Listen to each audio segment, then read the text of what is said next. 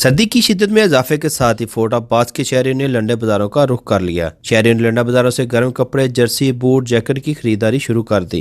ग्राहकों का कहना है कि लंडा बाजार से गर्म शिया मुनासिब दामों मिल रही हैं, जबकि यही शिया मार्केट में महंगे दामों मिलती थी। किसी को लंडा सस्ता तो किसी को लग रहा है महंगा। भाई दुकाना ते गए, दुकाना ते भी रेट अपने जे इत्थे आए हैं तो इत्थे भी रेट आप है ने। हुण बंदा चीज़ लवे तो लवे कि महंगाई जड़ा ना हर पासे इदा ही हुई है जी।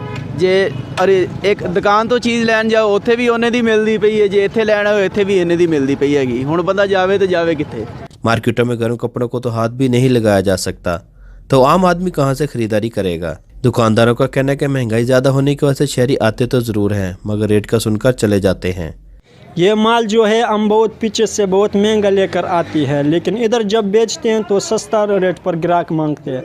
हमको इस तरह रेट पे वारा नहीं करता, हम कराची से बहुत ज़्यादा महंगा लेकर लाते हैं। सर्दी से बचने के लिए शहरियों ने लंडे बाजारों का रुख तो कर लिया, मगर यहाँ पर भी खरीदार महंगाई का रोना रोते दिखाई देते हैं।